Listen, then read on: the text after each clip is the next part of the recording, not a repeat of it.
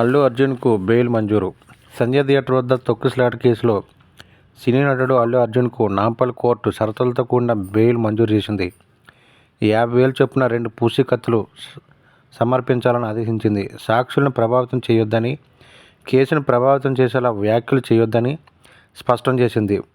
ప్రతి ఆదివారం 2 నెలల పాటు చిక్కడపల్లి పోలీసుల ముందు వ్యక్తిగతంగా హాజరు కావాలని షరతు విధించింది. కాగా విచారణ సమయంలో అల్లు అర్జున్కు BNS యాక్ట్ 105 వర్తించదని ఆయన తరపు న్యాయవాది కోర్టుకు విన్నవించారు. సంధ్యా థియేటర్ వద్ద తొక్కిసలాటకు అల్లు అర్జున్ ప్రత్యక్షంగా కానీ పరోక్షంగా కానీ కారణం కాదని వాదనలు వినిపించారు. సంఘటన జరిగిన ప్రాంతానికి అల్లు అర్జున్ వచ్చిన ప్రాంతానికి 30 మీటర్లు దూరం ఉందని వివరించారు.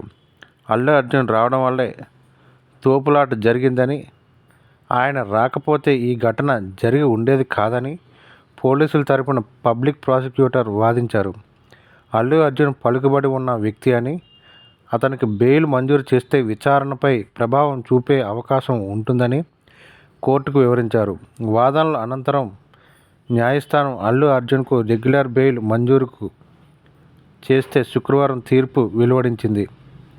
డిసెంబర్ 4న సంజయ్ థియేటర్ వద్ద తోపులాట ఘటనకు సంబంధించి చిక్కడపల్లి పోలీసులు అల్లు అర్జున్ సహా 18 మందిపై కేసు నమోదు చేశారు.